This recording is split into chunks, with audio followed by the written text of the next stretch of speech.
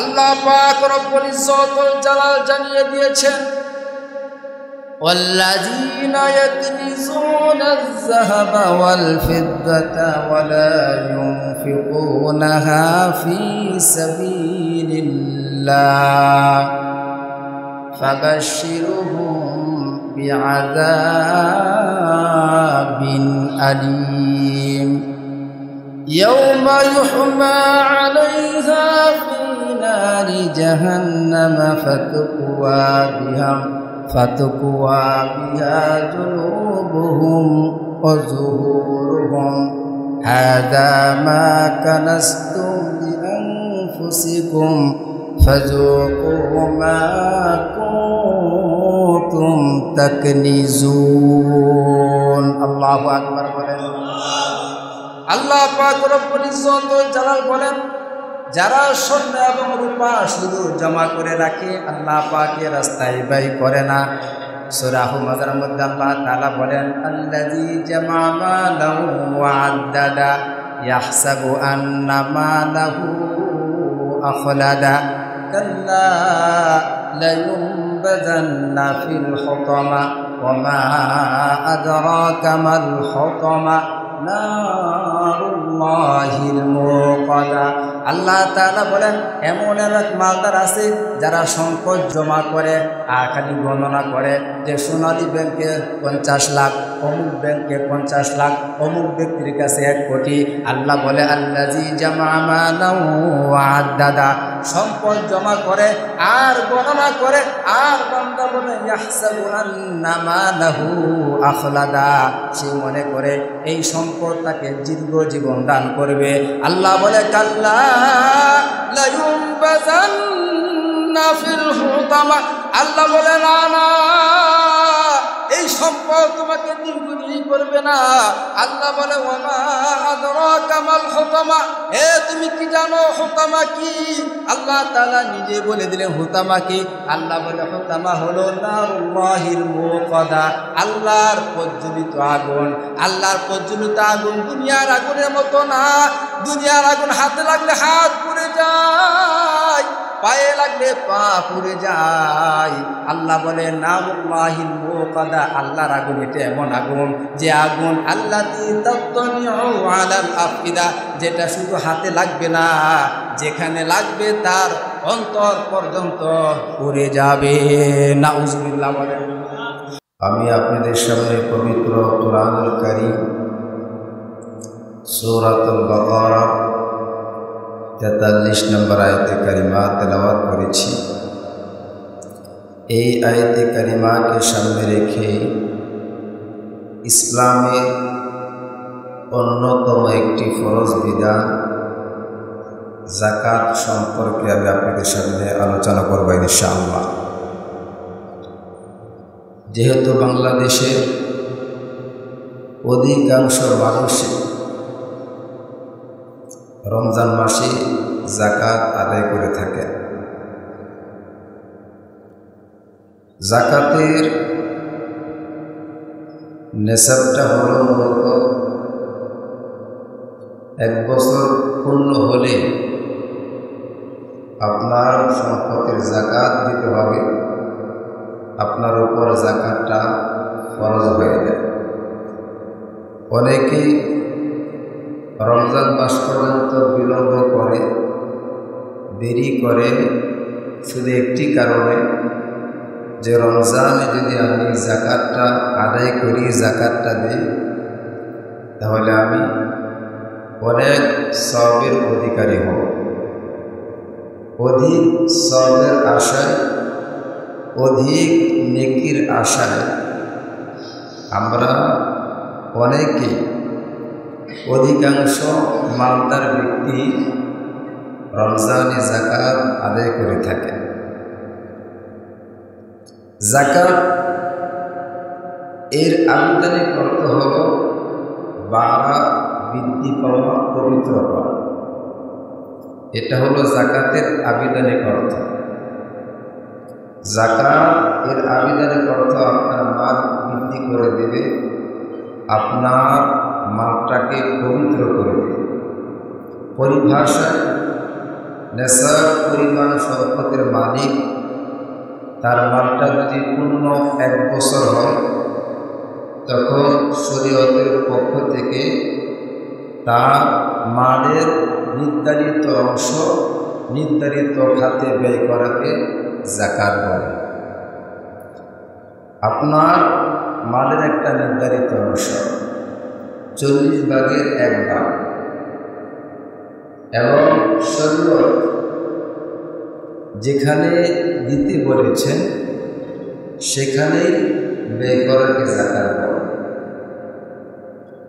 যদি আপনি মন করা যাকাতের মাল যেখানে খুশি সেখানে ব্যয় করবেন, যদি করেন এটা ব্যয় করা হবে, যাকাত আদায় করা হবে না, ঠিক কিনা বলেন? কারণ যাকাতের নির্ধারিত খাত আছে, সামনে আসবে ইনশাআল্লাহ। এই খাতেই আমরা আমাদের ফরজ বিধান যাকাতটা আদায় করব। ইসলামী শরীয়তে যে 5টি মূল রকম বা স্তম্ভ রয়েছে, যাকাত তার অন্যতম। রাসূল করিম সাল্লাল্লাহু আলাইহি ওয়াসাল্লাম বলেন, বুনিয়াল ইসলামু আলা 5 শাহাদাতি আল্লা ইলাহা ইল্লাল্লাহ ওয়া আন্না মুহাম্মাদার রাসূলুল্লাহ ওয়া ইকামিস সালাত ওয়া ইতাইজ যাকাত ওয়াল হজ্জি ওয়া সাওমি রমাদান। সুবহানাল্লাহ। ইসলামের 5টি মূল স্তম্ভ রয়েছে, এর মধ্যে 1 নম্বর হলো শাহাদা। একথা সাক্ষ্য দেওয়া আল্লাহ তাআলা ছাড়া কোনো মাবুদ নাই, হযরত মুহাম্মদুর রাসূলুল্লাহ আল্লাহ তাআলার রাসূল। 2 নম্বর নামাজ কায়েম করা, 3 নম্বর যাকাত প্রদান করা, 4 নম্বর হজ করা, 5 নম্বর রমজানে রোজা রাখা। সুবহানাল্লাহ। ইসলামের 5টি স্তম্ভের মধ্যে যাকাতটাকে রাখা হয়েছে মাঝখানে। আগে শাহাদা, তারপরে নামাজ, তৃতীয় হলো যাকাত। অথচ বাংলা বই পুস্তকে যাকাতকে দেওয়া হয়েছে সবার লাস্টে। নাউজুবিল্লাহ বলে। আমাদের ফরজ যত ইবাদত আছে এর মধ্যে যাকাতটা এটা অবহেলিত। নাউজুবিল্লাহ বলে। যাকাত যে একটা ফরজ বিধান, এটা আমরা অনেকেই জানি, কিন্তু জানার পরেও পরিপূর্ণভাবে আমল করি না। নাউজুবিল্লাহ বলে। অথচ একজন মানুষ যদি আল্লাহ তাআলার নৈকট্য অর্জন করতে চায়, নামাজ এবং যাকাতের কোনো বিকল্প নাই, ঠিক কিনা বলে? মানুষ আল্লাহ তাআলার কাছে প্রিয় হওয়ার জন্য 2টা জিনিস জরুরি। 1 নম্বর হলো আল্লাহ তাআলার সাথে সুসম্পর্ক গড়া, 2 নম্বর হলো বান্দার সাথে সুসম্পর্ক গড়া। সুবহানাল্লাহ। আল্লাহ তাআলার সাথে বান্দার সুসম্পর্ক হয় কিভাবে? আল্লাহ তাআলার সাথে বান্দার সুসম্পর্ক হবে নামাজের মাধ্যমে, সিজদার মাধ্যমে, বন্দেগীর মাধ্যমে।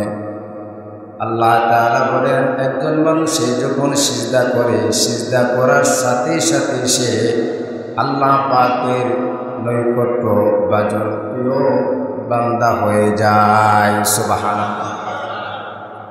এই সিজদা এটা কি নামাজের ভিতরে না নামাজের বাইরে? নামাজের ভিতরে। নামাজের মাধ্যমে মানুষ আল্লাহ তাআলার সবচেয়ে বেশি নৈকট্য অর্জন করতে পারে। এজন্য রাসূল করিম সাল্লাল্লাহু আলাইহি ওয়াসাল্লাম হাদিসের মধ্যে বলেছেন, লা সাহামা ফিল ইসলামি লিমান লা সালাতা লাহু ওয়া লা সালাতা লিমান লা উযু আলা। সুবহানাল্লাহ বলেন। আল্লাহ রাসূল বলেন, যে ব্যক্তি নামাজ পড়ে না ইসলামে তার কোনো অংশ নাই, আর ওযু ছাড়া নামাজ হয় না। ঠিক কিনা বলে? যে ব্যক্তি নামাজ পড়ে না ইসলামে তার কোনো অংশ নাই। সে যদি ইসলামে প্রবেশ করতে চায় তাহলে নামাজ দরকার আছে না নাই? বলেন আছে। আর এই নামাজটা পড়তে হবে ওযু সহকারে না ওযু ছাড়া? ওযু সহকারে।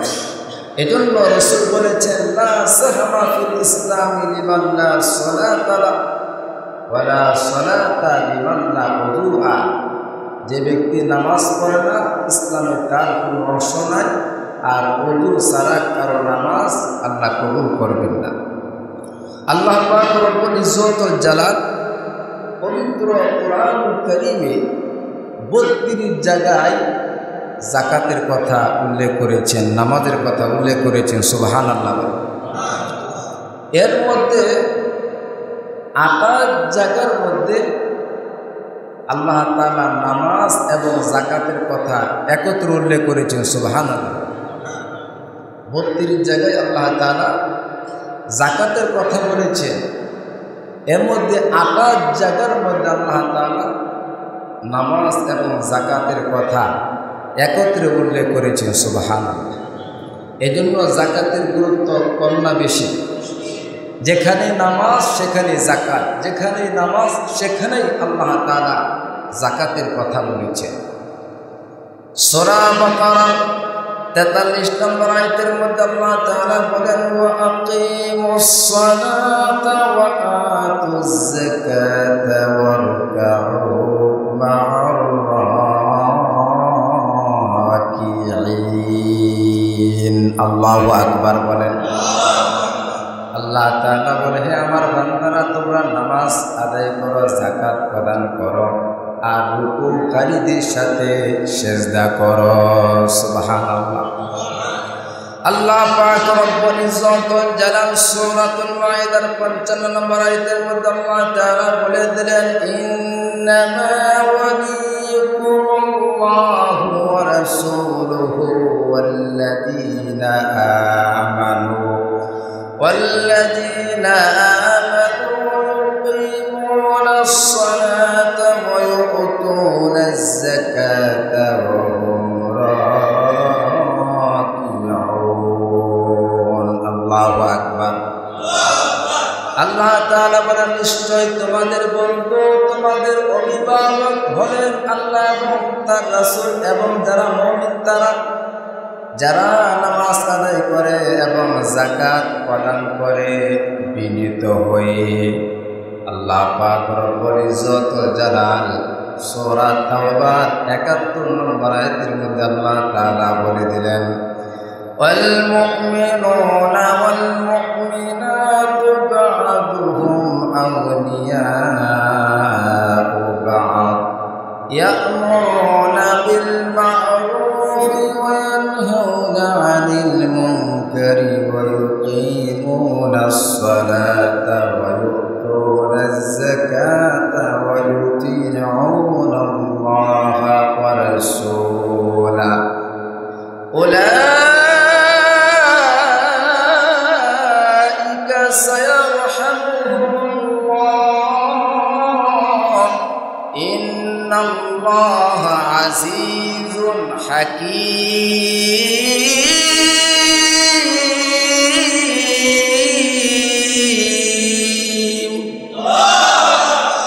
আল্লাহ পাক রব্বুল ইজ্জত ওয়াল জালাল বলেন, মুমিন পুরুষ মুমিন নারী তারা একে অপরের বন্ধু। আল্লাহ তাআলা বলেন, মুমিন পুরুষ মুমিন নারী তারা একে অপরের বন্ধু। তারা সৎ কাজের আদেশ করে, অসৎ কাজের নিষেধ করে, নামাজ কায়েম করে, যাকাত দেয়, আল্লাহ এবং তার রাসূলের আনুগত্য করে। আল্লাহ বলে, উলাইকা সায়ারহামুহুমুল্লাহ, শীঘ্রই আল্লাহর পক্ষ থেকে তারা রহমত প্রাপ্ত হয়ে যাবে। আর আল্লাহ হলেন পরাক্রমশালী, প্রজ্ঞাময়। সুবহানাল্লাহ। আল্লাহ পাক রব্বুল ইজ্জত ওয়াল জালাল সূরা নূরের 37 নম্বর আয়াতের মধ্যে নামাজ এবং যাকাতের কথা একত্রে উল্লেখ করেছেন। আল্লাহ তাআলা বলেন, রিজালুল লা তুলহিহিম তিজারাতুন ওয়ালা বাই'উন আন যিকরিল্লাহ ওয়া ইকামিস সালাতি ওয়া ইতাইজ যাকাত يخافون يوما تتقلب فيه القلوب والأبصار الله أكبر আল্লাহ পাক রব্বুল ইজ্জত ওয়াল জালাল বলেন, সাহাবীদের মধ্যে এমন সাহাবী ছিলেন যাদের ব্যবসা বাণিজ্য ছিল, তাদের কৃষিকাজ ছিল, ক্রয় বিক্রয় ছিল, সব কিছু তাদেরকে নামাজ থেকে এবং যাকাত প্রদান করা থেকে তাদেরকে বিরত রাখতে পারে নাই। তারা ওই দিনকে ভয় করতেন যে দিন মানুষের দৃষ্টিসমূহ এবং অন্তরসমূহ উল্টাপাল্টা হয়ে যাবে। নাউযুবিল্লাহ। সাহাবায়ে কেরামরা ভয় করতেন, ওই দিনকে ভয় করতেন যেদিন মানুষের অন্তরসমূহ উলটপালট হয়ে যাবে, দৃষ্টিসমূহ উলটপালট হয়ে যাবে। তারা এই ভয়ে ব্যবসা থাকার পর এই ব্যবসা তাদেরকে নামাজ থেকে গাফিল করতে পারে নাই। এই ভয়ে আল্লাহর জিকির থেকে তাদেরকে গাফিল করতে পারে নাই। আর আমরা অন্যমনস্ক হয়ে গেছি। নাউযুবিল্লাহ। আল্লাহ পাক রব্বুল ইজ্জত ওয়াল জালাল সূরা নূরের 56 নম্বর আয়াতের মধ্যে যাকাত নামাজের কথা একত্রে উল্লেখ করেছেন। আল্লাহ তাআলা বলেছেন, ওয়া আকিমুস সালাতা ওয়া আতুজ যাকাতা ওয়া আতিউল্লাহা ওয়া রাসূলাহু লাআল্লাকুম তুরহামুন। আল্লাহু আকবার। আল্লাহ তাআলা বলেন, তোমরা নামাজ কায়েম করো, যাকাত প্রদান করো, আল্লাহ এবং তার রাসূলের আনুগত্য করো, তাহলে আল্লাহ তাআলার পক্ষ থেকে তোমাদের উপর রহমত নাজিল হবে। সুবহানাল্লাহ। রহমত নাজিল হবে কখন? যখন আমরা আল্লাহর ফরজ বিধান পালন করব, ফরজ বিধান যাকাত প্রদান করব, আল্লাহ এবং তার রাসূলের আনুগত্য করব। আল্লাহ পাক রব্বুল ইজ্জত ওয়াল জালাল এভাবে পবিত্র কোরআনুল কারীমের 28 জায়গার মধ্যে নামাজ যাকাতের কথা একত্রে বলেছেন। সূরাতুল বাকারা 2 নম্বর আয়াতের মধ্যে আল্লাহ তাআলা বলে দিয়েছেন, হুদাল লিল মুত্তাকিন। আল্লাহ তাআলা বলেন, কোরআন হলো যারা মুত্তাকি তাদের জন্য হেদায়েত। الذين يؤمنون بالغيب ويقيمون الصلاة ومما رزقناهم ينفقون। আল্লাহ বলে যারা অদৃশ্য বিষয়ে বিশ্বাস স্থাপন করে, নামাজ কায়েম করে এবং আমি আল্লাহ তাদেরকে যে রিজিক দিয়েছি তা থেকে ব্যয় করে। সুবহানাল্লাহ। সূরা মুজাম্মিলের 20 নম্বর আয়াতের মধ্যে আল্লাহ তাআলা বান্দার কাছে ঋণ চেয়েছেন। আল্লাহ তাআলা বলেন, ওয়াকুল্লাহ কওলান হাসানা। হে জগৎবাসী, তোমরা আমি আল্লাহকে ঋণ দাও, করজে হাসানা দাও। আল্লাহ পাক রব্বুল ইজ্জত ওয়াল জালাল হলেন প্রকৃত ধনী, আমরা দুনিয়াবাসী হলাম দারিদ্র। আল্লাহ তাআলা বান্দার কাছে কেন ঋণ চেয়েছেন, কার জন্য ঋণ চেয়েছেন? আল্লাহ তাআলা নিজের জন্য চান নাই, তিনি চেয়েছেন তার গরিব অসহায় এতিম যারা আছে, যাদেরকে আল্লাহ মাল দেওয়া থেকে বঞ্চিত রেখেছেন, আল্লাহ তাআলা তাদের জন্য বান্দার কাছে ঋণ চেয়েছেন, কর্জে হাসানা চেয়েছেন। আল্লাহ তাআলা সাথে সাথে বলে দিয়েছেন, তোমরা যদি মিসকিনদেরকে দান করো, এতিমদেরকে দান করো, যারা অভাবী তাদেরকে দান করো, এর দ্বারা কি হবে? তাজিদুহু ইনদাল্লাহ, তোমরা এই দানের বিনিময় আমি আল্লাহর কাছে পেয়ে যাবে। সুবহানাল্লাহ। এজন্য আমার ভাইরা, আমার বন্ধুগণ, গরিবদেরকে দান করা মানে আল্লাহকে দান করা, অসহায় যারা আছে তাদের সেবা করা মানে আল্লাহর সেবা করা, অসুস্থ রোগীকে পান করানো তাদের সেবা করা মানে স্বয়ং আল্লাহ তাআলাকে সেবা করা। কারণ দান সদকা মূলত আল্লাহকে দেয়া হয়, আর আল্লাহ তাআলা ওই দান সদকা গ্রহণ করেন। সুবহানাল্লাহ। আমরা যে দান করি এটা বাহ্যিকভাবে দেখা যাচ্ছে যে আমি গরিবদেরকে দান করছি। আল্লাহ বলে, না বান্দা, তুমি এটা আমাকে দান করছো। আল্লাহ তাআলা সূরা তাওবার 104 নম্বর আয়াতের মধ্যে আল্লাহ বলেন, আলাম ইয়ালামু আন্নাল্লাহা হুয়া ইয়াকবালুত তাওবাতা আন ইবাদিহি ওয়া ইয়াখুযুস সাদাকাত। আল্লাহ বলেন, তারা কি জানে না যে আমি আল্লাহ বান্দাদের তওবা কবুল করে নেই এবং আমি আল্লাহ সদকা গ্রহণ করি। সুবহানাল্লাহ। আমরা যে দান করি, দানটা কে গ্রহণ করে? আল্লাহ গ্রহণ করে। এজন্য রাসূল করিম সাল্লাল্লাহু আলাইহি ওয়াসাল্লাম হাদিসের মধ্যে বলেছেন, ইন্নাস সাদাকাতা তাকাউ ফি কাফির রহমান ক্বাবলা আন তাকা ফি কাফিল ফাকির। বিশ্বনবী মুহাম্মদুর রাসূলুল্লাহ বলেছেন, দান সদকা গরিব মিসকিন অসহায় যারা আছে তাদের হাতে পৌঁছার আগে এই দান সদকা স্বয়ং আল্লাহর হাতে পৌঁছে যায়। সুবহানাল্লাহ। দান সদকা মিসকিন যারা আছে তাদের হাতে পৌঁছার আগে কার হাতে পড়ে? আওয়াজ করে বলেন, আল্লাহর হাতে পড়ে। এই জন্য যখন দান করবেন খুব বিনয়ের সাথে, আদবের সাথে, অহংকার ভাব নিয়ে দান করা যাবে না। দান করতে হবে একেবারে নত হয়ে, যে আল্লাহ তাআলা আমাকে ওই ব্যক্তির মুখাপেক্ষি করেছেন, ইচ্ছা করলে আল্লাহ আমাকে তার মুখাপেক্ষি করতে পারতেন, আল্লাহ বিপরীত করেছেন, আমাকে দেওয়ার তৌফিক দান করেছেন আর তাকে গ্রহণ করার তৌফিক দান করেছেন। এজন্য যখন দান করবেন ভাব নিয়ে দান করব না নরম হয়ে দান করব? নরম। আল্লাহ পাকের রাস্তায় দান করলে লাভ কি? আল্লাহ পাক রব্বুল ইজ্জত জালাল বান্দাকে লাভের পরিমাণ জানা দিয়েছেন, যাতে বান্দা এই লাভের পরিমাণ জেনে বান্দা যাতে বেশি বেশি স্বতঃস্ফূর্তভাবে বান্দা যাতে দান করে, বান্দা যাতে দান করতে উৎসাহিত হয়। এই জন্য আল্লাহ পাক রব্বুল ইজ্জত জালাল বান্দাকে সর্বপ্রথম লাভের পরিমাণ জানা দিয়েছেন। আল্লাহ তাআলা পবিত্র কোরআন সূরা বাকারার 3 নম্বর পারা 3 নম্বর পৃষ্ঠা 261 নম্বর আয়াতের মধ্যে আল্লাহ পাক রব্বুল ইজ্জত জালাল বান্দাকে লাভের পরিমাণ জানা দিয়েছেন। আল্লাহ তাআলা বান্দাকে ঘোষণা করেছেন, মাসালুল্লাযীনা ينفقون أموالهم في سبيل الله كمثل حبة أنبتت 7 سنابل في كل سنبلة 100 حبة والله يضاعف لمن يشاء والله واسع عليم।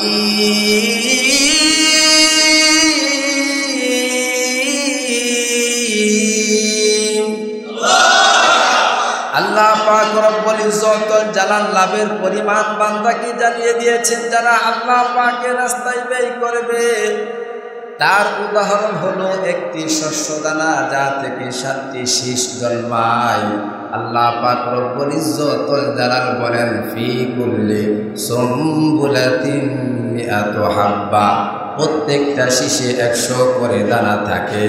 আল্লাহ তাআলা বলেন, আল্লাহু ইউদাইফু লিমান ইয়াশা। আল্লাহু আকবার বলেন। আল্লাহ পাক রব্বুল ইজ্জত জালাল বলেন, আমি আল্লাহ বান্দাকে যাকে ইচ্ছা তাকে 100 গুণ নয় আরো বহু গুণ, কোটি কোটি গুণ বাড়ায় দেয়। সুবহানাল্লাহ। মানুষ যাকাত দিতে চায় না, মানুষ সম্পদের মায়ায় আবদ্ধ হয়ে গেছে। মানুষ চিন্তা করে যাকাত দিলে তো মাল কমে যাবে, আমি তো নিঃস্ব হয়ে যাব, আমি দরিদ্র হয়ে যাব। অথচ যাকাতের একটা অর্থ হলো মালকে বাড়িয়ে দেওয়া, মালকে বৃদ্ধি করে দেওয়া। এই বৃদ্ধি দুনিয়ায় বাহ্যিকভাবে হতে পারে, আখিরাতের হিসাবেও এই বৃদ্ধি পাবে। সুবহানাল্লাহ বলে। দুনিয়াতেও বৃদ্ধি পাবে, আখিরাতেও বৃদ্ধি পাবে। আর যাকাতের আরেকটা অর্থ হলো যাকাত আপনার মালকে পবিত্র করে দিবে। সুবহানাল্লাহ। বিশ্বনবী মুহাম্মদুর রাসূলুল্লাহর জামানার ঘটনা, সালাবা ইবনে হাতিমের ঘটনা। সালাবা ইবনে হাতিম সে এতটাই দরিদ্র ছিল, এতটাই সে অসহায় ছিল, একদিন নামাজ পড়ে মসজিদ থেকে দ্রুত বের হয়ে যাচ্ছিল। বিশ্বনবী মুহাম্মদুর রাসূলুল্লাহ ডেকে বলে, হে সাহাবা, তুমি কি মুনাফিক হয়ে গেছ? তুমি দ্রুত কেন মসজিদ থেকে বের হয়ে যাচ্ছ? যারা মুনাফিক তারা তো মসজিদ থেকে দ্রুত বের হয়ে যায়, তুমি কি মুনাফিক হয়ে গেল নাকি? সাহাবারা ডেকে বলে, ওগো নবীজি, আমার পরনে যে কাপড়টা আপনি দেখেন, আমার মতন একটি কাপড়, এই কাপড়টা আমি পরে নামাজ পড়ি। আমার স্ত্রী তখন উলঙ্গ থাকে, আবার আমার স্ত্রী যখন জামাটা পরিধান করে আমি উলঙ্গ থাকি। আমি এতটাই অসহায়, আমি এতটাই দরিদ্র, দুইটা জামা কেনার মতো টাকা আমার নাই। সাহাবা ডেকে বলে, ইয়া রাসূলুল্লাহ, ইয়া হাবিবাল্লাহ, আপনি আমার জন্য আল্লাহর কাছে দোয়া করেন, আল্লাহ তাআলা যেন আমাকে মাল দান করে, সম্পদ দান করে। আল্লাহ রাসূল সাহাবাকে ডেকে বলে, হে সাহাবা, অল্প সম্পদ বেশি সম্পদ থেকে উত্তম। সুবহানাল্লাহ বলেন। এটা কার কথা বলেন? নবীজির কথা। অল্প সম্পদ থেকে বেশি সম্পদ থেকে অল্প সম্পদ উত্তম। সম্পদ বেশি হওয়াটা ভালো লক্ষণ না। আপনারা আশেপাশে তাকায় দেখেন, অনেক মালদার আছে, সম্পদ আসার আগে তার চলাফেরা ছিল একরকম, আর সম্পদ আসার পরে তার চলাফেরার মধ্যে পরিবর্তন আসে না নাই? এজন্য বিশ্বনবী মুহাম্মদুর রাসূলুল্লাহ বলে, সাহাবা, অল্প সম্পদ বেশি সম্পদ থেকে উত্তম। সাহাবা দ্বিতীয়বার ডেকে বলেন, ইয়া রাসূলুল্লাহ, ইয়া হাবিবাল্লাহ, আপনি আমার জন্য আল্লাহর কাছে একটু দোয়া করেন, আল্লাহ যাতে আমাকে মাল দান করে। বিশ্বনবী একই কথা বললেন, অল্প সম্পদ বেশি সম্পদ থেকে উত্তম। তৃতীয়বার সাহাবা ডেকে বলে, ওগো নবীজি, আপনি আল্লাহর কাছে দোয়া করেন, আল্লাহ যেন আমাকে মাল দান করে। সাহাবা ডেকে বলেন, ওই সত্তার কসম, যে সত্তা আমাকে সৃষ্টি করেছেন এবং আপনাকে সত্য নতুন করে পাঠিয়েছেন, ওগো নবীজি, আল্লাহ যদি আমাকে মাল দান করেন, সম্পদ দান করেন, তাহলে আমি আমার সম্পদের পরিপূর্ণ যাকাত আদায় করব। সাহাবা এভাবে রাসূলুল্লাহর কাছে দোয়া করিয়েছেন। রাসূল যদি দোয়া করে, দোয়া কবুল হবে নাকি হবে না? গ্যারান্টি কম না বেশি? বেশি। সাহাবা জানতো যে রাসূল যদি আমার জন্য দোয়া করে, আল্লাহ আমাকে এমন মাল দিবেন যে মাল রাখার মতো জায়গা মদিনাতে হবে। আল্লাহ রাসূল সাহাবার জন্য দোয়া করলেন। দোয়া করার সাথে সাথে সাহাবার বরকি বেড়া দুম্বা বেড়ে গেল। যখন তার মাল আসার আগে সাহাবা 5 ওয়াক্ত নামাজ মসজিদে নববীতে পড়ত, রাসূলুল্লাহর পিছনে পড়তেন এবং জুমার নামাজ পড়ত। যখন তার মাল বাড়তে লাগলো, মাল যখন বেড়ে গেল, বাড়তে বাড়তে এক পর্যায়ে সাহাবা জোহর আর আসরের নামাজ মসজিদে নববীতে পড়ে, আর বাকি নামাজগুলো তার ঘরে আদায় করে, তার কর্মস্থানে আদায় করে। এরপর তার বকরি, বেড়া, দুম্বা, উট যখন আরো বেড়ে গেল, তখন সাহাবা মক্কা শহরে তার এই মাল রাখার মতো কোনো জায়গা হলো না, সে একেবারে মরুভূমিতে চলে গেল। যখন সে মরুভূমিতে চলে গেল, তখন সে 5 ওয়াক্ত নামাজ রাসূলুল্লাহর পিছনে আদায় করে না, শুধু জুমার নামাজটা আদায় করে। এরপর তার মাল যখন আরো বাড়তে লাগলো, বাড়তে বাড়তে এক পর্যায়ে এমন হয়েছে, সে আরো অনেক দূরে মরুভূমিতে সে আস্তানা গাড়ল, সেখানে চলে গেল। তার অবস্থা তখন এমন হয়ে গেল, সে 5 ওয়াক্ত নামাজ রাসূলুল্লাহর সাথে জামাতে আদায় করতে পারে না, এমনকি জুমাও পড়তে পারে না। একদিন বিশ্বনবী মুহাম্মদুর রাসূলুল্লাহ জুমার নামাজের পর সাহাবা ইকরামদেরকে জিজ্ঞেস করলেন, সালাবা কোথায়? আমি তো তাকে দেখি না। তখন সাহাবা ইকরাম বললেন, ইয়া রাসূলুল্লাহ, সাহাবা তো কোনো নামাজই আপনার পিছনে আদায় করতে পারে না, এমনকি জুমাও পড়তে পারে না। তখন রসুল বলেছেন, হাই সাহাবার জন্য আফসোস।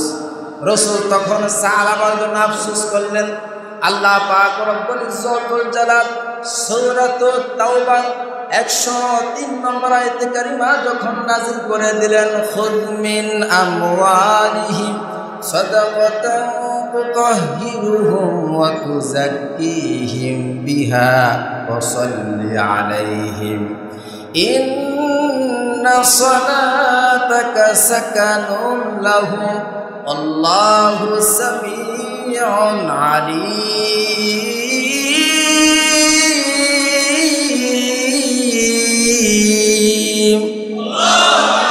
সূরাত তাওবার 103 নম্বর আয়াতে কারিমা যখন নাযিল হয়ে গেল, আল্লাহ পাক রব্বুল ইজ্জতুল জালাল বিশ্বনবীকে সম্বোধন করে বলেন, হে আমার হাবিব, আপনি যারা মালদার তাদের সম্পদ থেকে যাকাত উসুল করুন, এর মাধ্যমে আপনি তাদেরকে পবিত্র করুন, পরিশোধিত করুন। আপনি তাদের জন্য দোয়া করেন, নিঃসন্দেহে আপনার দোয়া তাদের জন্য সান্ত্বনা স্বরূপ হবে। সুবহানাল্লাহ। আমার ভাইয়েরা, আমার বন্ধুগণ, সূরা বাকারা 103 নম্বর, সূরা তাওবার 103 নম্বর আয়াতে কারিমা যখন নাযিল হয়ে গেল, যখন আল্লাহ তাআলা রাসূলকে আদেশ করেছেন যারা মালদার তাদের থেকে যাকাত উসুল করুন, বিশ্বনবী মুহাম্মদুর রাসূলুল্লাহ সাহাবী কিরামদেরকে পাঠালেন, যাও আমার সাহাবার কাছে যাও, তাকে গিয়ে যাকাতের এই বার্তা শুনিয়ে দাও, তার কাছে যাকাত চাও। সাহাবায়ে কেরাম যখন সাহাবার কাছে গেলেন, সাহাবার কাছে গিয়া বলে, হে সাহাবা, পবিত্র কোরআনের মধ্যে যাকাত সংক্রান্ত আয়াতে কারিমা নাযিল হয়েছে, বিশ্বনবী তোমার কাছে আমাদেরকে পাঠিয়েছেন, তুমি সম্পদের যাকাত দাও। তখন সাহাবা সে তাল বাহানা শুরু করলো। নাউজুবিল্লাহ বলে।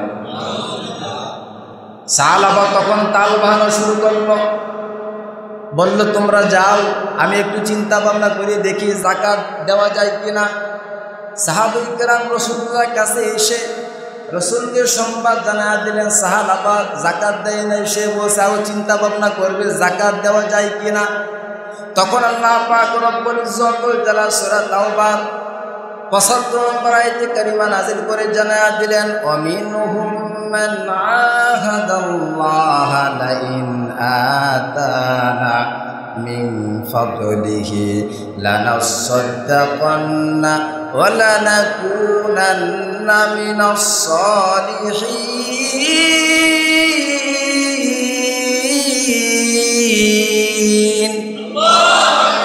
আল্লাহ পাক রব্বুল ইজ্জতুল জালাল বলেন, মানুষের মধ্যে কিছু মানুষ এমন আছে তারা আল্লাহর সাথে ওয়াদা করেছিল, যদি আল্লাহ মাল দেয়, সম্পদ দেয়, আমি সম্পদের যাকাত পরিপূর্ণভাবে দিব এবং আমি নেককার ব্যক্তিদের অন্তর্ভুক্ত হয়ে যাব। এই আয়াত যখন সাহাবার সঙ্গে সাহাবার শানে নাযিল হয়ে গেল, ওই মজলিসে সাহাবার একজন আত্মীয় ছিলেন। ওই আত্মীয় সাহাবার কাছে দৌড়ে চলে গেল, গিয়া বলে, হে সাহাবা, তোমার সম্পর্কে আল্লাহ তাআলা রাসূলুল্লাহর উপর আয়াতে কারিমা নাযিল করে দিয়েছেন। এই আয়াত শোনা মাত্রই সাহাবা 500 উট, বকরি, দুম্বা নিয়ে রাসূলুল্লাহর কাছে চলে আসলেন।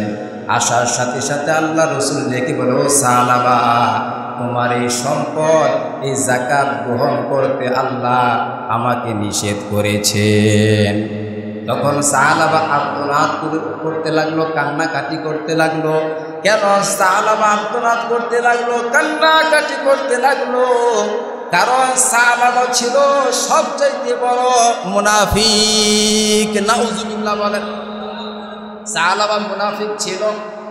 সে রাসূলের পিছনে নামাজ আদায় করত, মুমিন হিসেবে না, মুনাফিক হিসেবে। যখন তার সম্পর্কে আয়াতে কারিমা নাজিল হয়ে গেছে তখন সাহাবা সে ভয় পেয়ে গেছে। এখন যদি আমি যাকাত না দিই মানুষ আমাকে মন্দ বলবে, মানুষ আমাকে গান মন্দ করবে, মানুষ আমাকে কি কোন বলবে, এই ভয়ে সাহাবা যাকাতের মাল নিয়ে রাসূলুল্লাহর কাছে গিয়েছেন।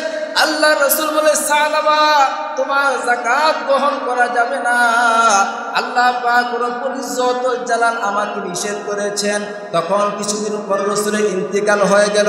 হযরত আবু বকর তিনি যখন খেলাফতের মসনদে বসলেন, সাহাবা যাকাতের মাল নিয়ে আসলো। হযরত আবু বকর ডেকে বলল, সাহাবা তোমার মাল রাসূল গ্রহণ করে নাই, আমি কিভাবে গ্রহণ করি? হযরতে আবু বকরের যুগ শেষ হয়ে গেল, হযরত উমরের যুগ আসলো, সাহাবা যাকাতের মাল নিয়ে আসলো। হযরত উমর ডেকে বলল, সাহাবা তোমার যাকাত রাসূল গ্রহণ করে নাই, আবু বকর গ্রহণ করে নাই, আমি উমর কিভাবে গ্রহণ করি? হযরত উমরের শাসনামল শেষ হয়ে গেল। হযরত উসমান যখন খেলাফতের মসনদে আসীন হলেন, সাহাবা যাকাতের মাল নিয়ে আসলো। হযরতে উসমান ডেকে বলে, হে সাহাবা তোমার যাকাত রাসূল গ্রহণ করে নাই, আবু বকর গ্রহণ করে নাই, ওমর গ্রহণ করে নাই, আমি উসমান কিভাবে তোমার যাকাত গ্রহণ করি? আর হযরত উসমান রাদিয়াল্লাহু তাআলা আনহুর আমলেই সাহাবার ইন্তিকাল হয়েছে। নাউজুবিল্লাহ। সে আল্লাহর কাছে কেমন পাক্কা ওয়াদা করেছিল মাল আসার আগে। যখন মাল আসছে, আসার সাথে সাথে তার মধ্যে পরিবর্তন ঘটছে কি ঘটে না বলে ঘটেছে। আল্লাহ আয়াত নাজিল করে জানা দিয়েছেন সাহাবা যাকাতের মাল আর গ্রহণ করা হবে। এখন এই যাকাত কাদের উপর ফরজ জানা দরকার আছে না নাই? এখানে অনেক মানুষ আছে যাকাত সংক্রান্ত মাসআলা মাসাইল জানে না, যে যাকাতটা ফরজ হয় কখন এবং কোন কোন খাতে যাকাত দিতে হয়। এই বিষয়ে আমরা জ্ঞান রাখি কি রাখি না বলেন? এই বিষয়ে আমরা জ্ঞান রাখি না। এই যাকাতটা কার উপর ফরজ ভালো করে শোনে। স্বাধীন জ্ঞান সম্পন্ন প্রাপ্তবয়স্ক ব্যক্তি নরনারী মুসলিম যখন নেশাব পরিমাণ সম্পদের মালিক হয়, তার মালটা পূর্ণ 1 বছর অতিক্রান্ত হয়, তখন ওই ব্যক্তির মালের উপর যাকাত ফরজ হয়। যাকাত কখন ফরজ হয়? কার উপর ফরজ হয়? স্বাধীন জ্ঞান সম্পন্ন প্রাপ্তবয়স্ক মুসলিম নরনারী যখন নেশাব পরিমাণ মালের পূর্ণ মালিক হয় এবং তার এই মালটা পূর্ণ 1 বছর অতিক্রান্ত হয়, তখন ওই ব্যক্তির মালের উপর যাকাত ফরজ হয়। কারো কাছে যদি তার বসবাসের ঘর, প্রয়োজনের জামা কাপড়, নিত্য প্রয়োজনীয় আসবাবপত্র, তার আয়ের উৎস গাড়ি বাড়ি মিল ফ্যাক্টরি ইত্যাদি ব্যতীত কারো কাছে যদি 7.5 ভরি স্বর্ণ অথবা 52.5 ভরি রূপা বা সমপরিমাণ নগদ অর্থ বা মাল থাকে এবং এই মালটা 1 বছর স্থায়ী হয়, তখন সেই মালকে নিসাব বলে, তখন ওই মালের উপর যাকাত ফরজ হয়। এটা হলো কি যাকাতের নিসাব। যেটা বললাম, কারো কাছে যদি 7.5 ভরি স্বর্ণ, 52.5 ভরি রূপা বা সমপরিমাণ নগদ অর্থ টাকা অথবা মালামাল থাকে, এটা যদি 1 বছর অতিবাহিত হয়, তখন ওই ব্যক্তির মালের উপর যাকাত ফরজ হয়ে যায়।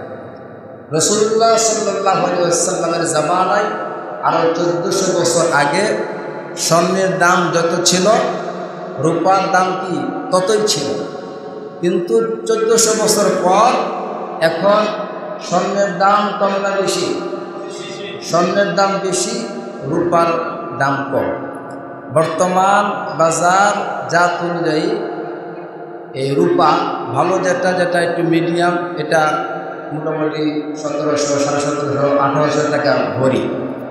এভাবে যদি আপনি রূপার নিসাব ধরেন, এই বর্তমান জামানার মধ্যে কারো কাছে যদি 80 থেকে 90 হাজার টাকা যদি কারো কাছে জমা থাকে, এই টাকাতে সে যদি হাত না দেয়, বাকি টাকা দিয়ে তার সংসার চলে, তার দৈনিক বাজার হাট চলে, বাচ্চাদের পড়াশোনা সব কিছু চলে, ৮০-৯০ হাজার টাকা যদি কারো কাছে জমা থাকে, এটা ধরা লাগে না, তখন এই ৮০-৯০ হাজার টাকার উপর যাকাত আসবে।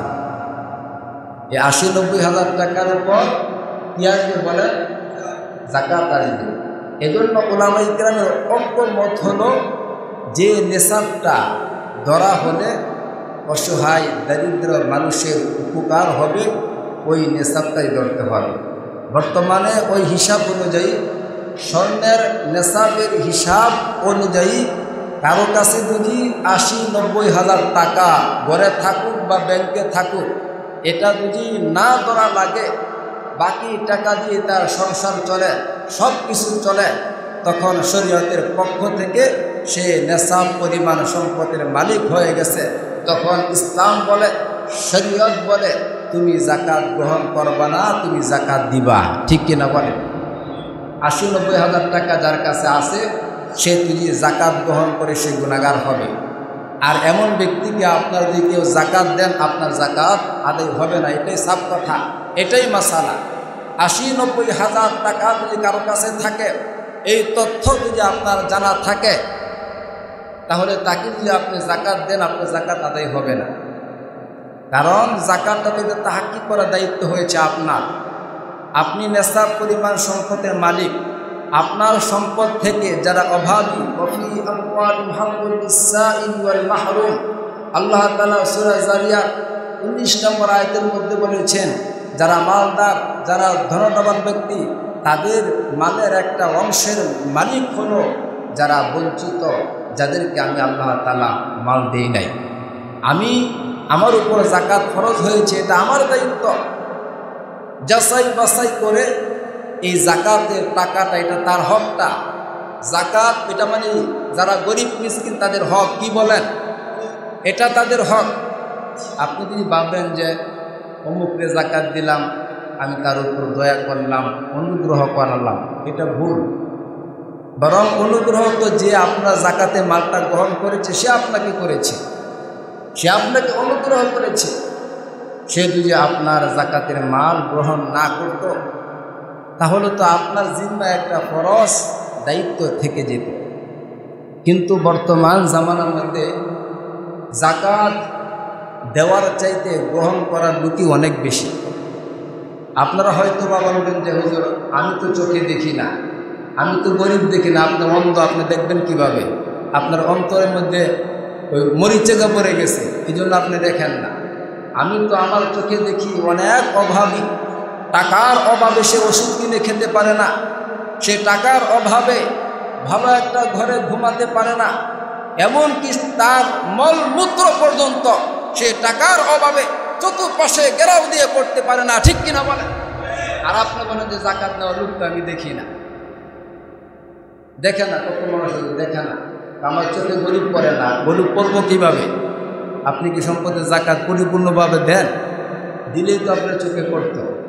আপনি তো চলন হলে এমন ব্যক্তির সাথে যার মাল আছে, গাড়ি আছে, বাড়ি আছে, সে কোটিপতি, অথচ রাসূল বলেছেন তুমি এমন ব্যক্তির দিকে তুমি তোমার দৃষ্টি নিক্ষেপ করো যে তোমার চাইতে সে নিচে আছে, ডাউন আছে, এমন ব্যক্তির দিকে তুমি দৃষ্টি নিক্ষেপ করো, তাহলে আল্লাহর শুকর আদায় করতে তোমার মনে চাইবে।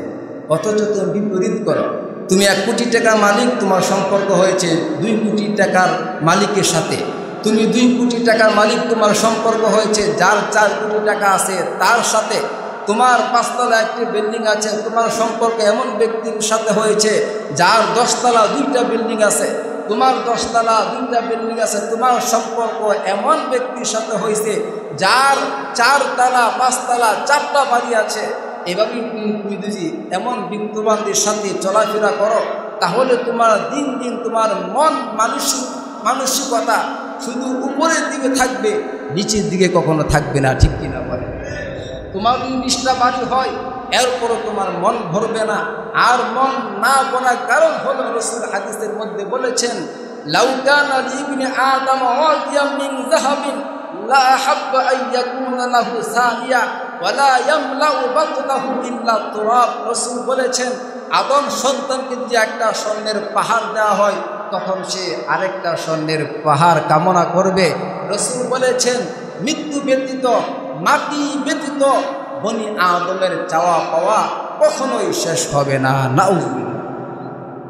আপনার অতীতের দিকে তাকান, আপনার আমার অবস্থা কেমন ছিল? অতীতে আরও 20 বছর আগে, 30 বছর আগে আপনার আমার চিন্তা চেতনা এমন ছিল, যদি 2 গাড়ি জায়গা কিনতে পারি, যদি একটা টিনের ঘর আমি কিনতে পারি, যদি আমার 2টা গাভী থাকে, দুধের গরু থাকে, আমার আর কোনো কিছু দরকার নাই। ঠিক কিনা বলে? আল্লাহ তাআলা 2 বছর পরে 2 গাড়ি না 10 গাড়ি সম্পত্তির মালিক আল্লাহ আপনাকে বানিয়েছেন। এখন আপনারা চাওয়া পাওয়া হলো আমি ঢাকাতে 5 তলা একটা বাড়ি কিনবো। এই 5 তলা একটা বাড়ি কেনারও তৌফিক আল্লাহ আপনাকে দান করেছেন। এখন আপনার চাওয়া পাওয়া হলো গুলশান বনানীতে ফ্ল্যাট কিনতে হবে। এই ফ্ল্যাটও আপনার কিনা হয়ে গেছে। এরপর আপনার চিন্তা চেতনা হলো বাংলাদেশে কোনো বাড়ি রাখা যাবে না, কখন আবার বাংলাদেশ থেকে পালাতে লাগে বলা যায় না। এই জন্য কানাডা, অস্ট্রেলিয়া, আমেরিকাতে একটা বাড়ি দরকার আছে। ঠিক কিনা বলেন? তাহলে রাসূল বলেছেন লা আহাব্বা আইয়াকুনা লাহু সানিয়া ওয়ালা ইয়ামলাউ বাতনাহু ইল্লা তুরাব। রাসূল বলেছেন আদম সন্তানকে যদি একটা স্বর্ণের পাহাড় দেওয়া হয় সে আরেকটা স্বর্ণের পাহাড় কামনা করবে। মাটি ব্যতীত বনি আদমের পেট কখনো পূর্ণ হবে না। নাউজুবিল্লাহ। এই জন্য ভাই সম্পদে যাকাত দেন। যার উপর যাকাত খরচ হয়েছে যাকাতটা আদায় করে নেন। এখন এই যাকাত কাকে দিবে? এখন এই যাকাত কাকে দিবে? যাকাতের স্পেশাল আল্লাহর পক্ষ থেকে খাত আছে না নাই বলেন? যাকাতের স্পেশাল খাত আল্লাহ তাআলার পক্ষ থেকে বলে দেওয়া হয়েছে। সূরা তাওবা 60 নম্বর আয়াতের মধ্যে যাকাতের স্পেশাল 8টা খাত আল্লাহ উল্লেখ করেছেন। এই 8টা খাতের মধ্যে 5টা খাত বর্তমানে চলমান, আর বাকি 3টা খাত এটা কি এখন না দিলে চলবে। আল্লাহ তাআলা বলেন ইন্নামাস সাদাকাতু লিল ফুকারা'i ওয়াল মাসাকিন ওয়াল 'আমিলিনা 'আলাইহা ওয়াল মুআল্লাফাতি কুলুবুহুম ওয়া ফির রিকাব ওয়াল গারিমিনা ওয়া ফি সাবিলিল্লাহি ওয়া বিনিস সাবিল। আল্লাহু আকবার বলেন। এই হলো যাকাতের 8টা খাত। এর মধ্যে 1 নম্বর খাত হলো লিল ফুকারা, যারা ফকির আপনি যাকাতটা তাকে দিবেন। ফকির কাকে বলা হয়? যার বাড়ি আছে, ঘর আছে, কিন্তু দৈনন্দিন চলা মতো সামর্থ্য তার নাই, এমন ব্যক্তিকে ফকির বলা হয়। তার বাড়ি দেখতে সুন্দর দেখা যাবে, তার চলাফেরা খুব সুন্দর, মানুষের কাছে চাওয়া পাওয়া করে না, হাত পাতে না, কিন্তু নিজের কষ্টের কথা কাউকে বলে না। এটা হলো কি ফকির। আল্লাহ বলছেন ফুকারা, যাকাত তাকে দিতে হবে। আমরা তো মনে করি যে আমার কাছে এসে চায়, এ থালা নিয়ে বলে ভাই একটু দান করেন, আমরা তাকে ফকির মনে করি। সে ফকির হতে পারে, নাও হতে পারে। বর্তমান হাজার হাজার মানুষ আছে ফকিরগিরিকে তারা এটা ব্যবসা হিসেবে, পেশা হিসেবে গ্রহণ করেছে। নাউজুবিল্লাহ। অথচ যে আপনার কাছে ভাঙ্গা থালা নিয়ে এসেছে, আপনি যাচাই করেন, তার বাড়িতে গিয়ে দেখেন আপনার মতো 10টাকে সে পালতে পারবে। নাউজুবিল্লাহ বলেন। আমি গত বছর, এর আগের বছর মনির ভাই দোকানে এক মহিলা, সে রুটি কলা খাবে। আমি কই যা খাওয়াইতে চা খাওয়ান, আমি টাকা দেব। মনে বগার মিয়া কী কর, এত ফকির নাম করে না খাওয়ান। এর 3টা ফুট থাকে বিদেশ, বাড়ির অবস্থা বালা, সব কিছু বালা, এটা সে পেশা হিসেবে গ্রহণ করছে। এখন এই সমস্ত ফকিরদেরকে যদি যাকাত দেন, যাকাত কিন্তু আদায় হবে। 2 নম্বর হলো ওয়াল মিসকিন, যার বাড়িও নাই, ঘর নাই, কোনো কিছু নেই, একেবারে নিঃস্ব, দিলে খেতে পারে, না দিলে অনাহারে থাকে, এমন মিসকিনদেরকে আপনি তালাশ করে আপনার ফরজ বিধানটা তাকেই দেয়া দিবেন। 3 নম্বর ওয়াল আমিলিনা আলাইহা, যাকাতের টাকা যিনি কালেকশন করেন। বর্তমান যেহেতু রাষ্ট্রীয়ভাবে যাকাতের টাকা কালেকশন করা হয় না, ইসলামী রাষ্ট্র হলে ঠিকই আপনার সম্পদের যাকাতটা রাষ্ট্রীয়ভাবে কালেকশন করে আপনার দিতে হবে না। এই রাষ্ট্র এই সমস্ত গরিব মিসকিনদেরকে খুঁজে খুঁজে বের করে তাদেরকে যাকাত প্রদান করতেন, এবং ভবিষ্যতে তারা যাকাত আর গ্রহণ করবে না, বরং তারা জাকাত দেওয়ার ক্ষমতা রাখবে। যেহেতু এখন এই বিধানটা নাই, রাষ্ট্রীয়ভাবে জাকাতের টাকা কালেকশন করা হয় না, তাহলে এটা কি বাদ যাবে। এরপরে বিধর্মী যারা আছে তাদেরকে যদি আপনি ইসলামের দিকে আকৃষ্ট করতে চান, আপনি যদি মনে করেন যে তাকে জাকাতে টাকাটা দিলে সে ইসলামের দিকে ধাবিত হবে, বর্তমান অনেক মুসলিম আছে, অনেক কি আছে বলেন, অনেক মুসলিম আছে খাবারের অভাবে, টাকা পয়সার অভাবে, চিকিৎসার অভাবে, ঘর বাড়ির অভাবে সে নাস্তিক হয়ে যাচ্ছে, বিধর্মী হয়ে যাচ্ছে। কাজেই এখন আর বিধর্মীকে জাকাত দেওয়ার কোনো সুযোগ নাই, দিতে হবে মুসলিমদেরকে। কাকে? মুসলিমদেরকে। এটাও বা 5 নম্বর অফির রিকাব, দাস মুক্তির জন্য। যেহেতু দাসের কথা এখন নাই, এটাও বাদ। কয়টা বাদ গেল? 3টা। ওয়াল আমিলিনা আলাইহা ওয়াল মুআল্লাফাতি কুলুবুহুম অফির রিকাব, এই 3টা বাদ গেল। এরপরে হলো ওয়াল গারিমিন, ঋণগ্রস্ত ব্যক্তি। আপনি যদি জানেন যে অন্য ব্যক্তি লক্ষ লক্ষ টাকা ঋণগ্রস্ত, আপনি জাকাতের টাকাটা তাকে দিবেন। 6 নম্বর।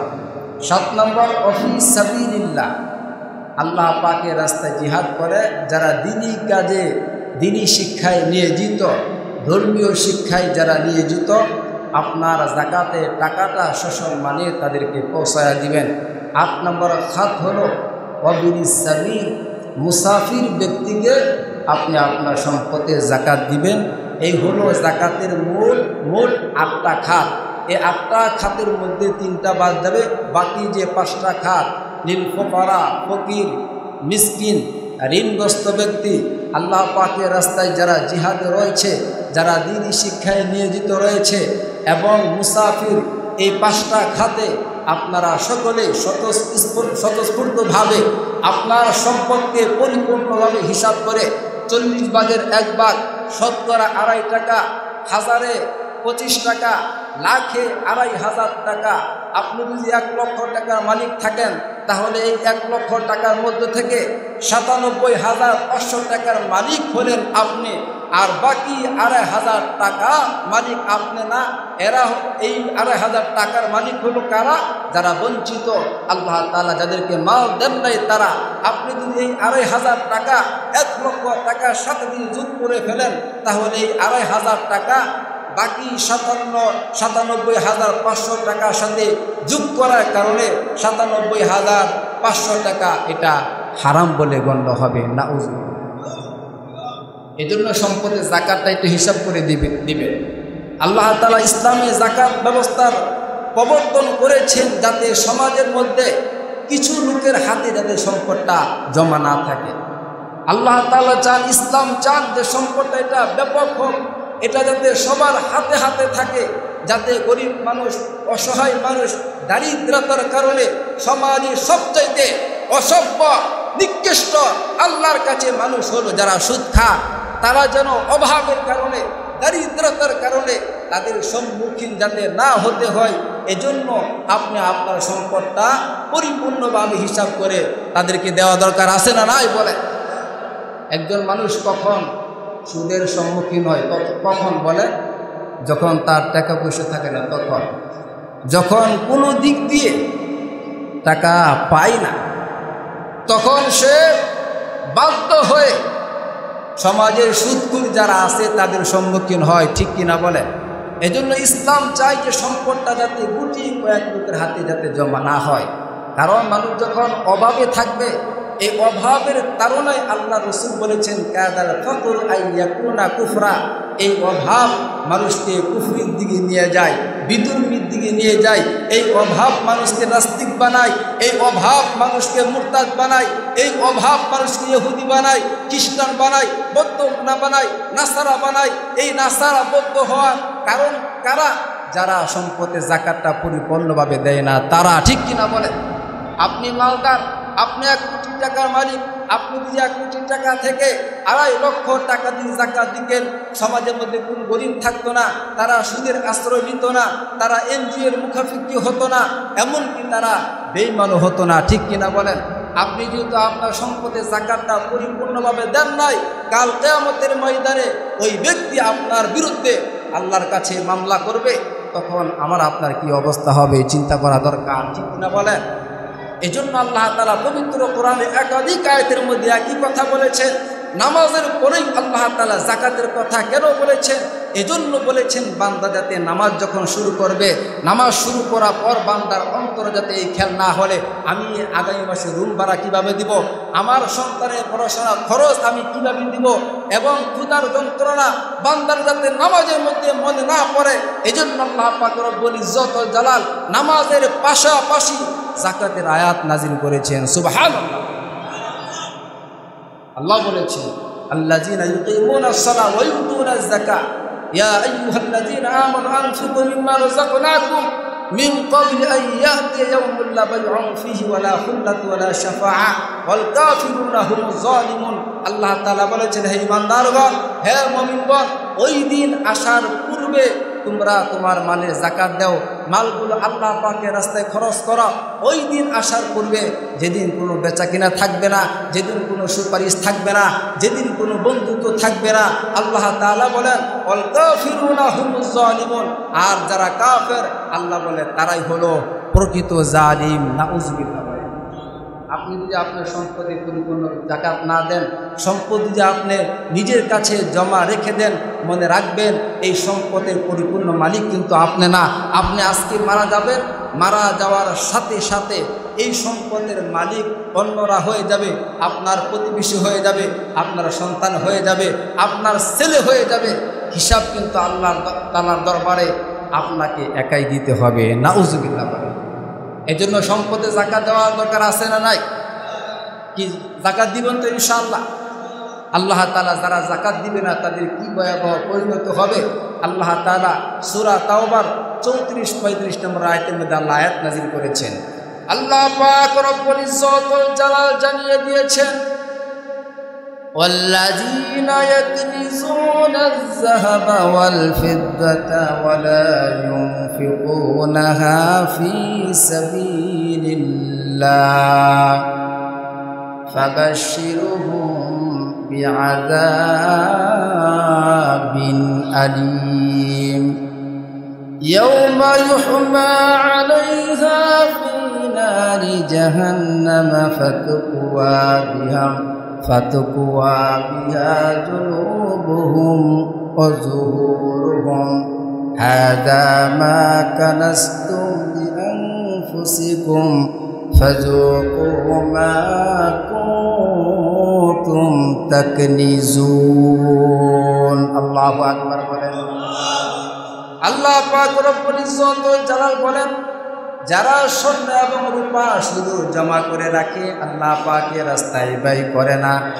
সূরা হুমাযার মধ্যে আল্লাহ তাআলা বলেন, আল্লাযী জামা মালাহু ওয়া আদ্দাদা ইয়াহসাবু আন্না মালাহু আখলাদা কাল্লা লায়ুনবাযান্না ফিল হুতামা ওয়া মা আদরাকা মাল হুতামা নারুল্লাহিল মুকাদা। আল্লাহ তাআলা বলেন, এমন এক মালদার আছে যারা সম্পদ জমা করে আর খালি গণনা করে যে সোনালী ব্যাংকে 50 লাখ, অমুক ব্যাংকে 50 লাখ, অমুক ব্যক্তির কাছে 1 কোটি।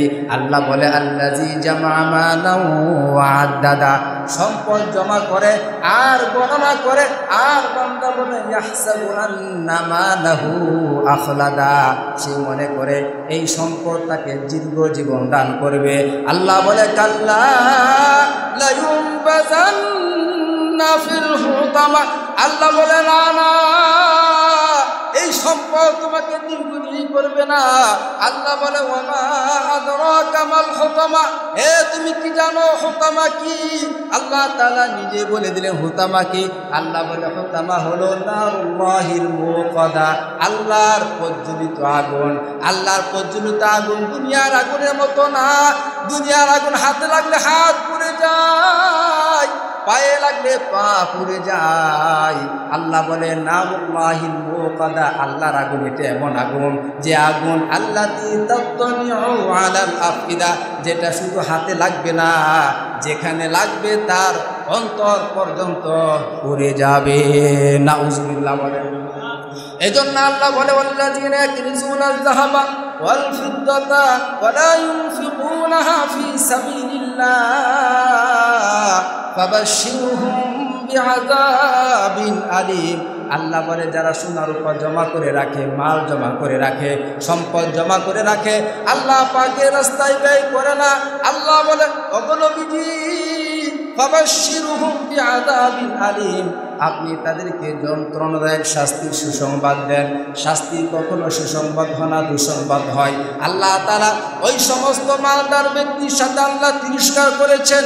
আল্লাহ বলেছেন নবীজি আপনি তাদেরকে শাস্তির সুসংবাদ দেন। ইয়াউমা ইউহমা আলাইহা ফি নারি জাহান্নামা ফাতুকুয়া বিহা জিবাহুহুম ওয়া জুনুবুহুম ওয়া যুহুরুহুম, ওই ব্যক্তির মালকে জাহান্নামের আগুন দ্বারা উত্তপ্ত করে তার কপালে, তার পার্শ্বদেশে, তার পিঠে সেক দেওয়া হবে। আর বলা হবে হাযা মা কানাসতুম লিআনফুসিকুম ফাযুকু মা কুনতুম তাকনিজুন।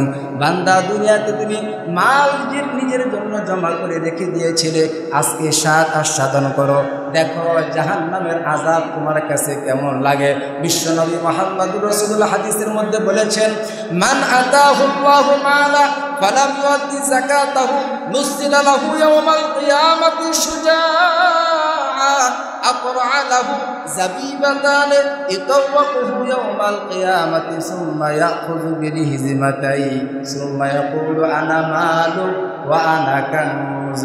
আল্লাহ তাআলা রাসূল বলেন আল্লাহ যাদেরকে মাল দান করেছেন, এই মালে যারা যাকাত দিবে না, এই মাল কিয়ামতের ময়দানে তার জন্য এক ভয়ানক পিষ্ট সাপের রূপে ধারণ করা হবে, যার চোখের উপর কালো দুইটি বিন্দু থাকবে। বিশ্বনবী মুহাম্মদুর রাসূলুল্লাহ বলেন ওই সাপ কিয়ামতের ময়দানে তার গলায় বেড়ি বানিয়ে দেওয়া হবে। আল্লাহ রাসূল বলেন সে সাপ তার দুই চলে কামড়ে ধরে বলবে আনা মাল ওয়া আনা কানজু, আমি তোমার মাল, আমি তোমার পঞ্জীবিত সম্পদ। তখন আমার আপনার অবস্থা কেমন হবে? আওয়াজ করে বলেন।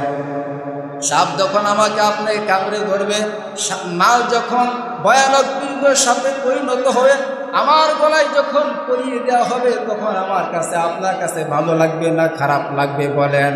এই হাদিসে পরে রাসূল করিম সাল্লাল্লাহু আলাইহি ওয়াসাল্লাম সূরা আলে ইমরানের 180 নম্বর আয়াতে কারিমা তেলাওয়াত করেছেন।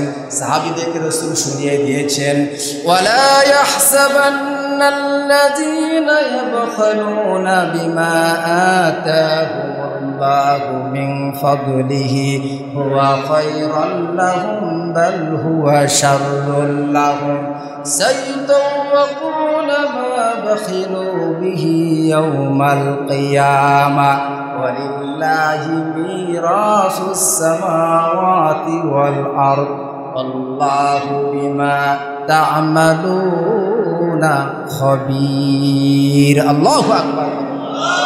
আল্লাহ পাক রব্বুল ইজ্জত ওয়াল জালাল বলেন আল্লাহ যাদেরকে মাল দান করেছেন, অনুগ্রহ করেছেন, সম্পদ যাদেরকে দান করেছেন, যারা কৃপণ তারা ধারণা করে, তারা মনে করে এই সম্পদ ব্যয় করা, মানুষকে দেওয়া এটা কল্যাণকর না, এটা অকল্যাণকর। আল্লাহ পাক রব্বুল ইজ্জত ওয়াল জালাল বলে হে জগতের মানুষ, আমি আল্লাহ তোমাকে মাল দান করেছি, এই মাল যারা অভাবী তাদের মাঝে তুমি বিলিয়ে দাও। যদি তুমি না দাও, কিয়ামতের ময়দানে এই সম্পদ বেরি বানিয়ে তোমার গলায় মালা পরানো হবে। নাউজুবিল্লাহ। এজন্য ভাই যাদের উপর যাকাত ফরজ হয়েছে, যারা লক্ষ লক্ষ কোটি কোটি টাকার মালিক, 5 লক্ষ টাকা, 10 লক্ষ টাকা, 20 লক্ষ, 30 লক্ষ টাকা যাদের ব্যাংকে পড়ে আছে, লাখে 2,500 টাকা যাকাত দিয়া দেন, উপকার হবে, নিজের উপকার হবে, নিজের পরকালীন জীবন সুন্দর হবে, ভালো হবে, উত্তম হবে। এজন্য সম্পদের যাকাত হিসাব করে কে কি দিয়ে আল্লাহ পাকের পক্ষ থেকে আসামি হওয়া থেকে বেঁচে থাকতে চান, 2 হাত তুলে আল্লাহকে দেখান, 2 হাত তুলে নারে তাকবীর, আল্লাহু আকবার বলেন। যাদের উপর যাকাত খরচ হয়েছে প্রত্যেকে যেন তাদের সম্পদের পরিপূর্ণ হিসাব করে যাকাত দিতে পারে। আল্লাহ আপনি তাদেরকে তৌফিক দান করুন, সকলে আমিন বলেন। যতটুকু আলোচনা করা হলো আল্লাহ তাআলা এর উপর আমাকে আপনাকে সকলকে আমল করার তৌফিক দান করুন, সকলে আমিন বলেন।